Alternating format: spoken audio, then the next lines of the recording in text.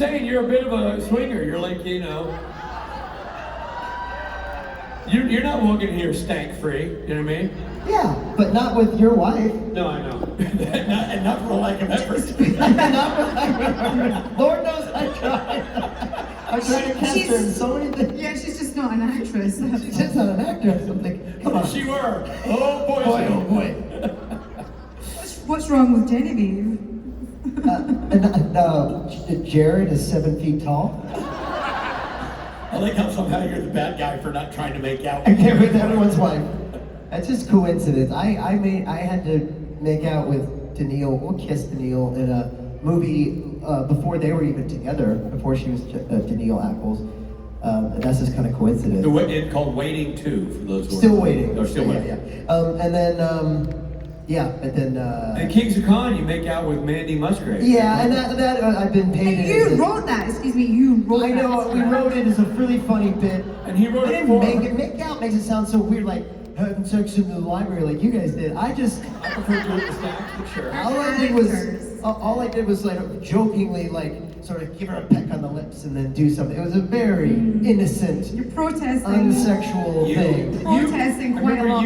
You're an executive producer on that show, and you cast her in that role. You wrote the role. I didn't write the role for her. We wrote the role. We both wrote it together. For her. We have. The credits say Rich and Rob. And Rob was interesting because I've directed Rob in Supernatural. These are lies. I've never seen a guy want to rehearse a scene as much as Rob. No, we didn't kiss in the rehearsal. We're going. He's like, no, I need one more for me. Hey, Rich, try a different angle. I'm like, Rob, the crew's rolling their cart onto the next set. And he's like, I'm just gonna throw one more here. No. Like for sound. I need it for sound. I think we did one take, maybe two. Maybe three. Well, and by the way, it's like you were in the library with us. Matt had to sit there and watch you make out with us. Yeah, and he was supportive because he's a professional, as am I. Meanwhile, you two hussies, keep it in your pants. Next question. Thank you for your question. It was a lovely question. Thank you. Hi. Yeah. Sorry, this isn't going to be helpful. A question that turns into that. Good. I guess this would probably only be for Richard. Since you were playing an angel, did you do any religious or historical research? No. And I will say that when I got hired, when the character was being revealed to be Gabriel, I had to see the show, and you couldn't just go back and watch it back then. It wasn't on streaming. So I was like, so I called Jeremy Carver, who wrote the episode, and I'm like, hey man, so I'm kind of going through the Bible, looking up, what kind of research should I be doing? I've been looking at the biblical parts of Gabriel's story, and Jeremy's answer was we don't so much go by the Bible.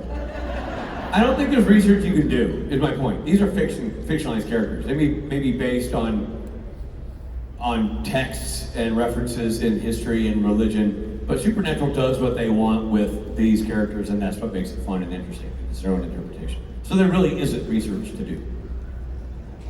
Thank you. I did. I mean, when I say research, to be an angel, no. To make out with a witch.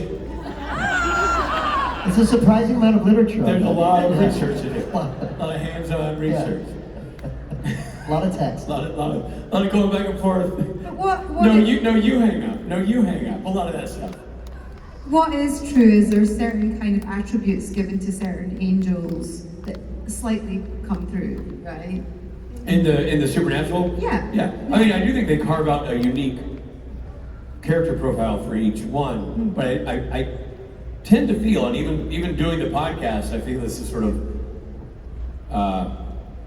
backing up that theory, that it is sort of uniquely the writer's perspective, whether it be the specific writer of the episode or the collective decision in the writer's room to, we're going to have this kind of angel. When I first got the part, I remember it was really exciting. I wasn't allowed to say anything, and then the news broke in the Christian Post. There's a news, and they always posted about Supernatural. I didn't know that was a periodical. Can anybody back me up here? You can Google it. We're here on the Sabbath, and they're here to talk about Satan. I'm not sure. a real church-going crowd. I thought it was so cool that this religious publication Yeah. also took an interest in supernatural and was like mentioned. 100%. I thought it was awesome. Agreed. Yeah. Anyway, sidebar. Hi. All right. Bye. This side. This side. Hi. Hello. I wanted to ask what is the weirdest fan interaction you've ever had, or what's one that just comes to your mind? And I say this while dressed completely as Rich with fake mustache. That happens a lot, actually. Miles. Very mild. I don't know, man. I'm hesitant to say something that would be offensive to fans. I feel like I've had interactions with people who are incredibly enthusiastic or excited or, I don't know, curious about something. I don't ever describe the interactions as strange. I've had stranger interactions with people who aren't fans of the show, just in the world. But typically if I'm having an interaction with somebody because it's supernatural at a convention, I feel like strange is a bit of a negative connotation, and I don't think that my interactions are strange. I think they are. I have had a couple of strange unique. ones, but I don't think now is the time to tell them. I'll tell you one that I thought it was going to be uncomfortable, and it turned out to be great. Near my house in Los Angeles, I was walking down the street, and there was a group of teenage boys, and I could see them looking at me, and I thought, oh God, are they going to say something? Or, do you know, I felt a little bit uncomfortable. Boys being boys. Boys being boys, and they were like, are you in Supernatural? And they were so cute and sweet, and it was like turned into such a nice moment. And that's generally what happens. Yeah. Wherever you are in the world, somebody will be like, are you Rowena, or are you in Supernatural? And it's like, it's so nice. That's a good point. I mean, it's interesting when we're out in the world and you don't expect to get recognized for the show, and people do. That's kind of a nice moment. I agree with what they're both saying. Yeah, for me, it's more like funny little things. I mean, it's always fun when people talk to me extensively, thinking that I'm Richard Spade. That's always fun. You know, like, hey, I just want to have to tell you, I loved you in Driven. You were amazing, and I always say, thank you so much.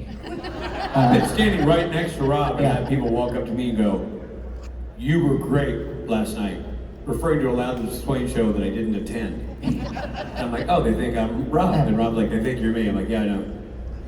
I'm like, thank you. Very Yeah. proud of that show. I'd say that happens like weekly. It happens a lot, fair enough. Yeah, more now than ever. It's just funny little things like that. You know, we've all been asked to do things in photo ops that are not appropriate, that are funny. I always do them anyway. Rich has a funny story about someone asking him to do an ungodly thing at a photo op, and said, look, this is my example, and the example was Misha Collins doing that exact same photo op. Reach too far for me. But Yeah. Thank you for your question. Thank you. I really respect that you won't call an interaction strange. That really does mean a lot, I assume, to a lot of people. Also, this doesn't count as relating, but I walked through dressed as you, and I'm pretty sure a group of people yelled, "There's Gabriel," at me. Nice. They get Be it. careful. That's awesome. It'd be weird to say, hey, look, there's Rob. Yeah, I mean, what Rich said is like, that's kind of a given now. Whenever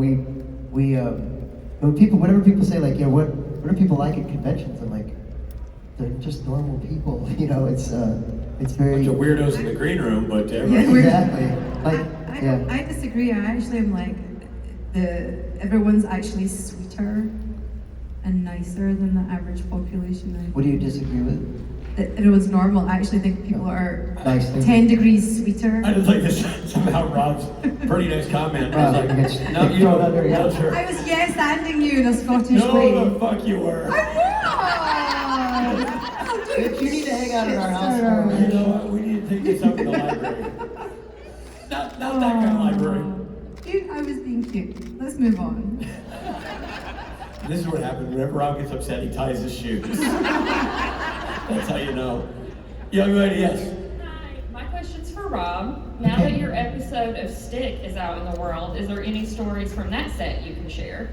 I had a great time. It's a new show on Apple TV called Stick with Owen Wilson. And It was one of those things that I've gotten in trouble with this before, where I sent a tape in. It's your audition, and they're like, you must be able to play golf. I'm like, yeah, play golf, great. And then I got the part. They're like, just double checking, you play golf. I was like, do I play golf? Yeah. And my next call was to a golf teacher. Because I play golf, but like once a year, and I'm really bad. And the character's supposed to be really good. So I worked with a trainer to get my swing down. Fortunately, most of the shots that you see me make on the show are digital golf balls. But for all of us, because like the main character on the show is supposed to be this amazing golfer. Obviously, none of us are that good. But anyway, my focus was to get a good swing, you know, and I felt like I did that. So yeah, I learned a lot about golf. And yeah, thank God for editing. They make me look really good. But Was there some crew from Supernatural? Oh yeah, that's the other cool thing, is that it's shot in Vancouver. And there were like 3 crew members, including Brad Creaser, who was shooting second unit stuff. Brad Creaser was our camera operator on all 15 seasons of Supernatural. So yeah, there were 3 different Supernatural crew members working on that show, so that was super cool. And who did your self-tape with you that got you the job? Richard Spade Jr. No? Yeah, that's right. Yeah. I did that something. Yeah, actually Richard came down and did that one. But you do every other one. The ones he doesn't book are all you. I think I did it as well. I feel you did that with me. I did that one. Yeah, he did that one. I feel like I did But that one you as do a well. lot with it. You do. No, great everyone's a work. winner here, Ruth. Just some are more winners. I wasn't even going to call that out, but Ruth inadvertently like, and Rich and I actually we haven't done it a lot, but half a dozen times in our friendship, we've helped each other with tapes. And I booked like half of the ones we've done together. In fact, we did one the other day, and I don't think I got it. And I was like, what the fuck? Richard even came down. Richard. Yeah, exactly. Who said that with me?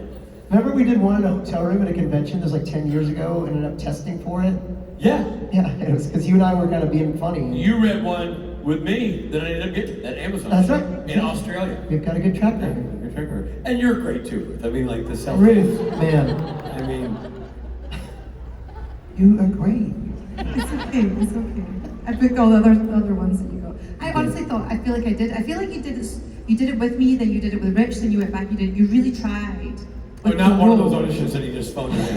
No, but you really, like, you spent you really With Stick, I felt felt like I really could get you were that. right for the part. Yeah, you did a lot of work. Yeah, but Rich, I think that one was Rich, and then Okay. Yeah. But you did like everything else I've done. Yeah, the rest of them. The I last guess the ones 5. that he's not nailing. Rich, I need to get you to come around to do my self-tapes. Hey, I'm available. I think we're good. You know, I you know think- the lighting is perfect? In the library. Thank you. Thanks for watching. Over here. Good day. Hi Ruth, I just wanted to say, Hi. when you commented on my Instagram post this morning, I sent it to my entire art school group chat, so I totally freaked out. I wanted to ask you how you crafted the character of Rowena. She was so beautiful, so feminine, but also like so powerful, so strong, so intimidating at times. Like, I just want to know more about your thought process on her. Thank you. You're so sweet, and you are very talented, and you need to keep drawing. And there's lots of talented people actually, and I'm amazed at some of the work that I see. So the audition sites that Bob Behrens wrote. Does anybody else do this when you get a book or anything? You go to the end first. So like there's 3 pages, and I went to the last page and I read the last line, which was, "Now do you understand why it breaks my heart to see what a colossal pussy you've become?" And we weren't allowed to say that on television when eventually it was episodes and episodes in that Colossal? that we put that line in, and I improvised numbnuts. But to me, like, that was the essence of the character in one line. This sardonic, sassy, powerful, strong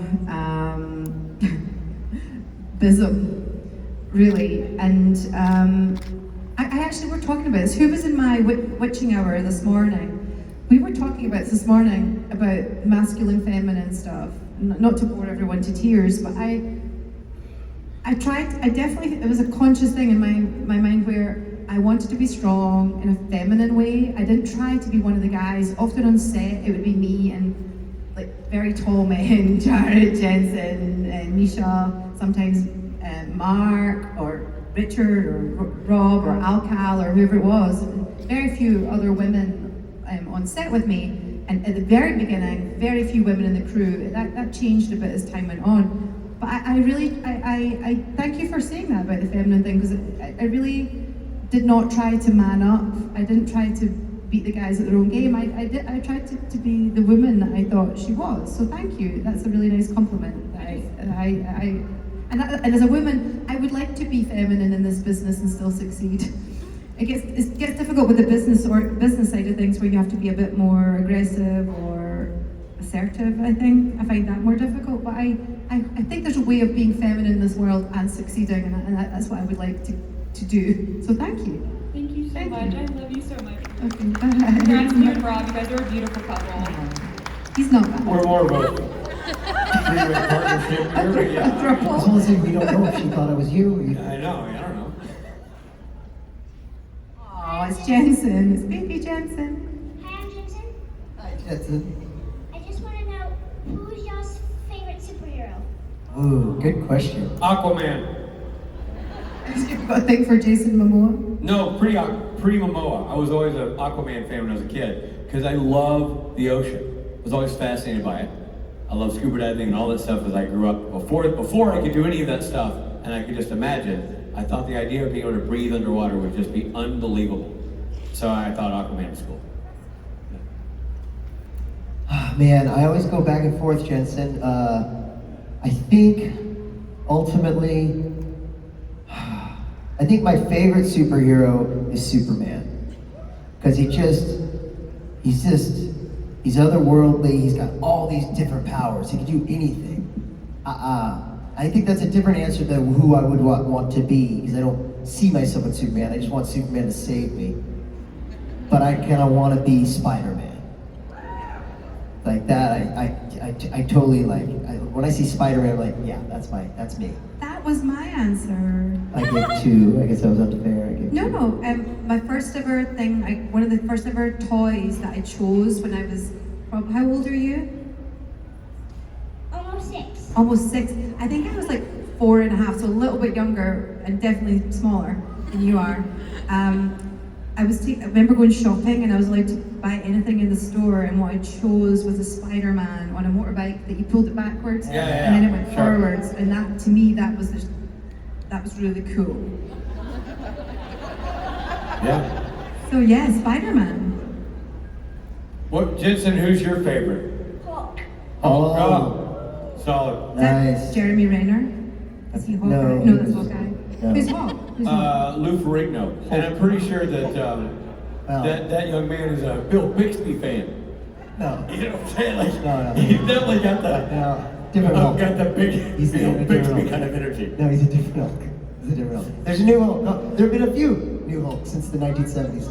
There's one Hulk. I said Hulk. Hulk. Hulk. Oh, Yeah. wow, yeah. What do you think he was saying? She said Hulk. there's a Hawk. H-A-W-K. Oh, yeah. Hulk, that's awesome. No, he did Hulk like. Like Hawkeye. Like No. Hawkeye. Or Like, oh yes, Alan Alda. He's a big Alan Alda fan. But you know what? The age-old Donald Sutherland or Alan Alda debate. No. The kids are always having. Hawkeye is a superhero. Jensen, I'm That's sorry. Jensen. He's a doctor in the war. Of course, he's a superhero. Thank you, Thank you for Jensen. your question. That's awesome. Hulk is awesome. Yeah, you don't have to tell me that the doctors in the military are heroes. What? Hawkeye Pierce. Don't turn that against me like just that. saying. Don't you dare. Tie your shoe. Thanks, buddy. Over there. How was it watching the Arxios characters grow over the show? Well, it was cool because it meant I was coming back. I mean, for me, never knew when I was going to do another episode. I'd do an episode, I'd go away. It could be a year, could be 2 months, but I would never know. It could be several years. I was in and out of that show so often over its run that I've never really looked at the whole bird's eye view of the arc. It was more like, oh, now I get to do this. Oh, now I get to do this. And I was just always so pleased to be able to come back and do more that it was always a delight. I feel like we kind of had slightly opposite journeys, where I started off as bad and a frenemy, and then eventually pretty good, and then you kind of had The opposite. Yeah, it was wild. I mean, to Richard's point, we didn't know during, but it was a challenge to go, oh wow, I'm taking this turn. I mean, my character really took a lot of big turns over the 15 years, and now looking back, it was incredible. It was great to be able to play so many facets of one character in such grand ways. To go from being a writer to a prophet to God Himself to. Did you ever feel like that your character started because you were a loner writer, comedic, and then over time became not comedic? No. By the last season, I was like one of the evil characters, and so it was fun as an actor to play all those bits for me. Your journey was funny to not so funny. It was. I mean, it's like the way you said it was funny. I just love that Rowena got there, because she started off with big ambitions and then she kind of got some of the stuffing knocked out of her on the way, but then she refound her ambition. Like in the library. That was not the stuffing getting knocked out. I saw Rob in the eyebrows, so I had to make the joke. Yeah. Did you hear what you just say? What'd you say? He's hard of hearing sometimes. She said, she felt like the stuffing got knocked out, and then you said the library. She's like, well, that was the stuffing getting knocked out. Didn't you? Is that what you said? Those ladies got it there. I got it too. I got it myself. I got what I think it was. Anyway, thank you for your question. I'm so sorry for our answers. Okay. I was actually trying to give a real answer. So did I. But then Ruth made it Randy. All right, right over there. Hi y'all, thank y'all so much for being here. My question to y'all is, if you could be any monster in the supernatural universe other than, what your characters are, what would you choose and why?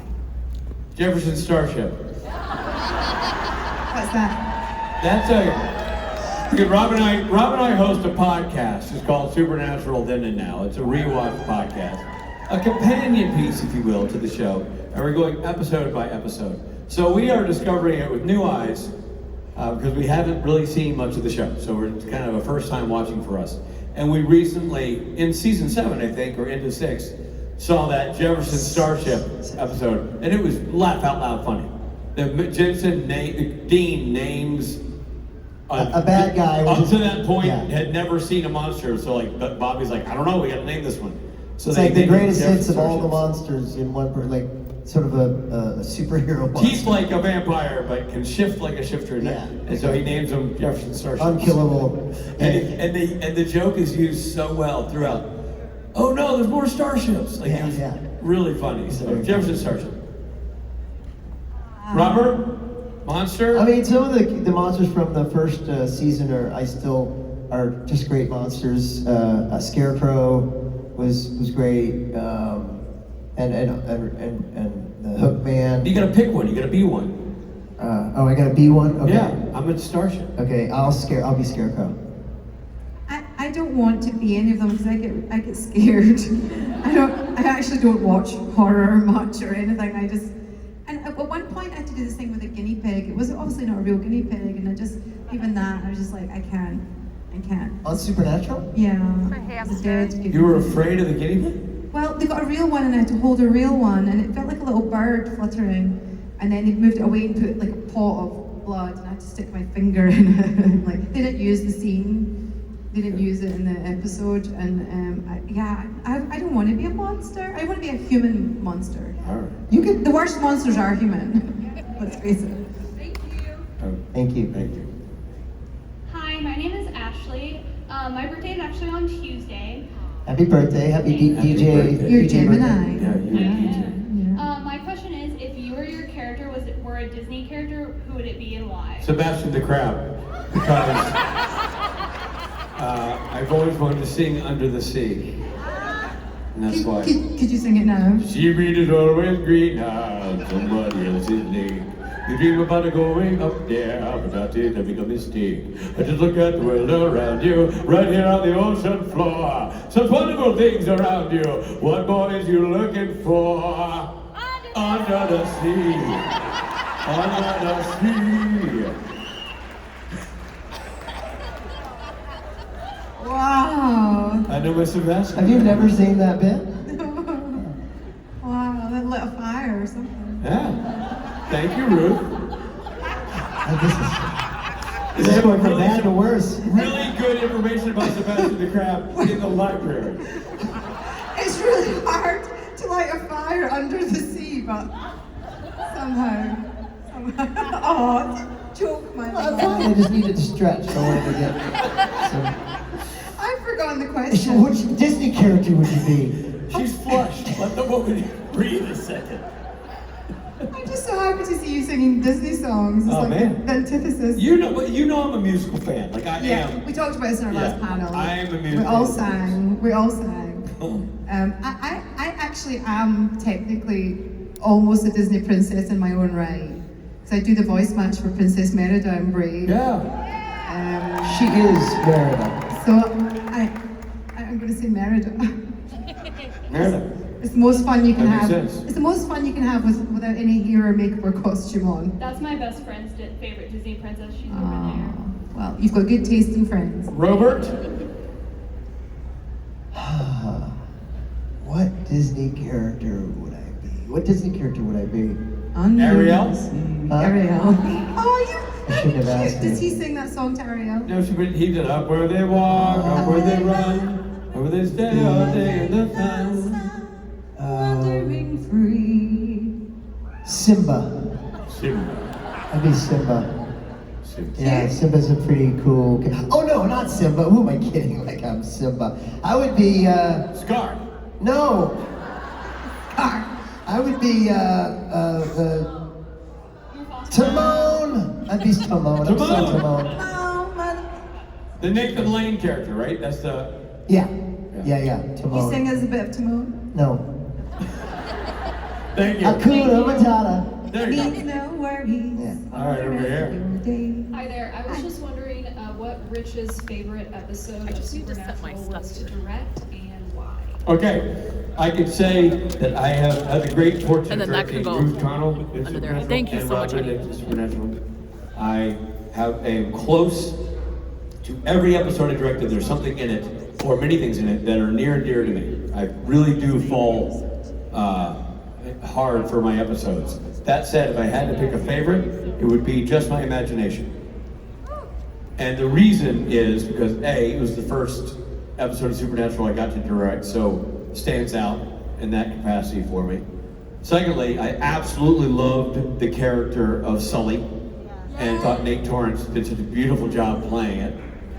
And thirdly, as a father of 3 boys, I was really emotionally connected to the story, which is that of a little boy. It is not an adult Jared story, it's a little boy Jared story.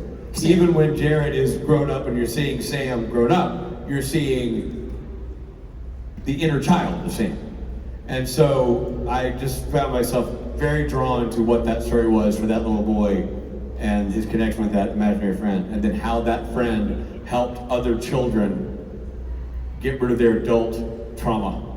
I thought was beautiful. I just thought it was a beautiful episode of television written by Jenny Klein, and it was just a high watermark for me as an artistic experience to be alongside that show. So, that one. Well, it was a good episode. Thank you. Thank you. It's funny, she's like, yeah, not a fan of that one. Wrong answer. Didn't like it. Yeah. Hi. So my question is mostly for Ruth, but you guys are free to answer as well. So I was just gonna ask, what was your favorite look or outfit of Rowena's, or that you felt the most confident in, or that you liked the most? The one that pops into my head, I liked a lot of the stuff, and I would love to have taken it all home with me. Sadly, that's not what happened. There was something about the red. I know I wore a lot of blue and things, and blue dresses. There was something. I had a red backless dress, and it was. I mean, it was stuck onto me. There was no way it was going to stay on unless it was like literally like glue, skin glued, and taped onto me. There was something about that that felt really the epitome of Rowena, like a backless evening gown in the afternoon slapping the shit out of Terrell Rothery.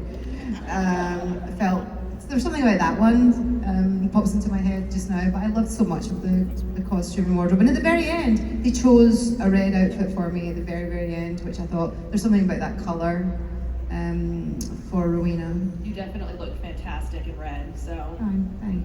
Thank you. They've kept some of the costumes for the Warner Brothers archives, and I think that one's in there. I'm sure they keep like one of the kind of, you know, epitome costumes of each character, and I think that's the one in their vaults.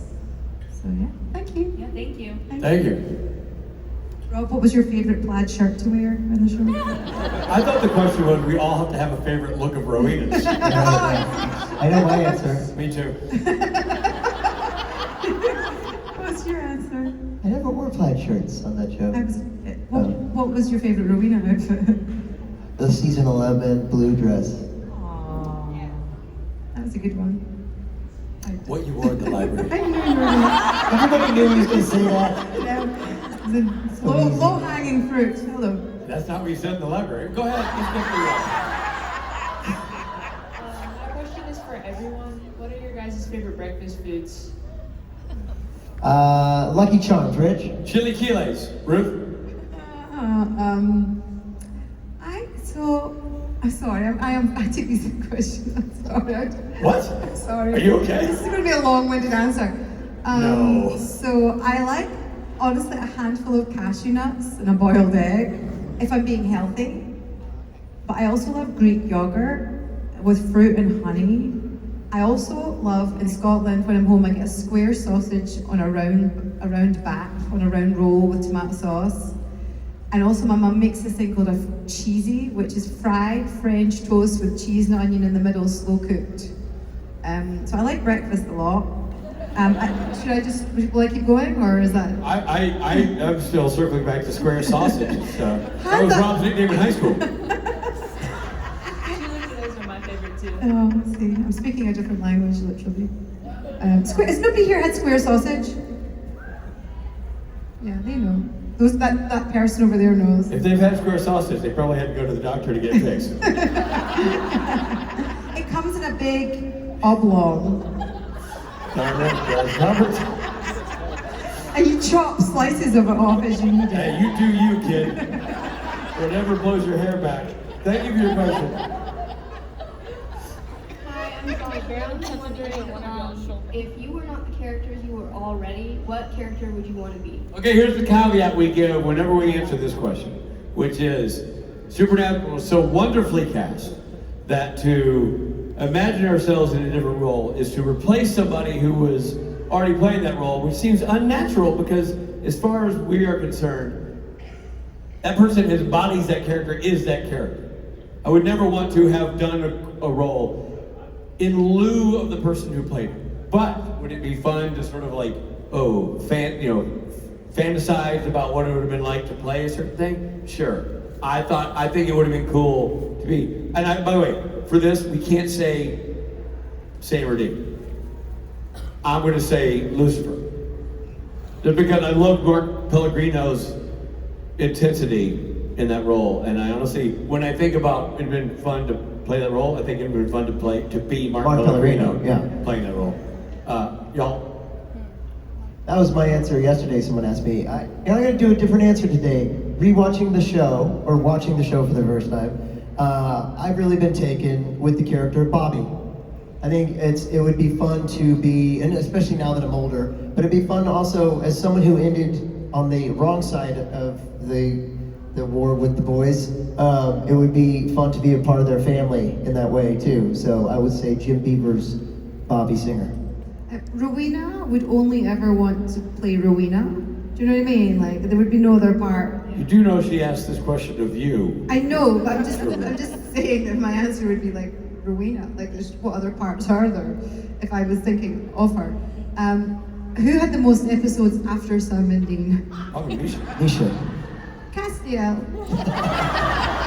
A financial answer. I did get to play Michael for a couple of pages, and I wish I'd gotten to do that longer. That was fun. So I'll say Michael as well. Okay, those are perfect. Thank you. Thank you. Thank you. Hi, I'm Sammy.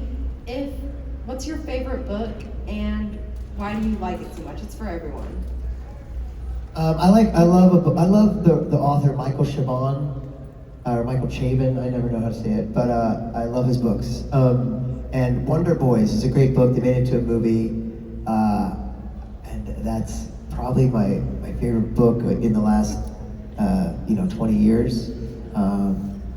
I guess if I'm going back further than that, I would say Slaughterhouse-Five by Kurt Vonnegut. It's another author I really love.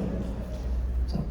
Yeah, I fall in love with books. I wouldn't be here in America if I hadn't read books about America and characters in America. I'm going to say the classic that, if I was allowed to read one more book before I died, it was just one, I would say To Kill a Mockingbird. It's the most empathetic book I think you could probably ever read. It's a masterpiece. And I was going to say that exact same thing. To Kill a Mockingbird, which is also maybe one of my favorite movies, if not my favorite movie of all time. Did you ever read the sequel or the follow-up? I haven't. I did. It was interesting to read. Worth reading. Many years later, right? Oh, so many. It was in a vault because the sister wouldn't let her Yeah. release it. So yeah, it just sat in the vault. It's interesting because Scout's an adult. Right. It's really interesting. Did you like it? I did read it. I did read it. I did like it. It's obviously, when you're comparing it to one of the greatest books ever written, seen through the eyes of children, is a different story, but it's absolutely worth reading. Another book that I love, and this may sound really weird, but Helter Skelter. I was fascinated. When I moved to LA, I was fascinated by the whole true crime of Manson and just how in the world that happened, and the court case behind it where they were able to convict a guy who didn't do the crime of the crime, the Vincent Bugliosi book. And I've since read the other book that kind of disproves some of that. Like, I find that whole universe fascinating. What did you think about Once Upon a Time in Hollywood? Well, that's just a made up. But just the imagining that he did about the end of it all and everything. I thought it was smart. I mean, it's just not that. It's just not that story. It's like it's taking a little bit. It's like Abe Lincoln Vampire Killer. I mean, it's like, it's not. It's a fantasy of like, wouldn't it have been cool if? And it would have, but it wasn't. I love that movie, but. And by the way, when you get into the Manson part where he really goes to the ranch, that's amazing. Looking for Spawn, George Spawn, who played by Bruce Dern, right? That's amazing because that's really from the book, and that's like when they went out to look for George Spawn, and George Spawn was being held captive essentially by these hippies. Like, it was great. Yeah. It was great. Speaking of the Manson family, the Man's back. Which means we've done all of our question answering. Yeah. Thank you so much. Thank you, everybody. That's Ruth Conway.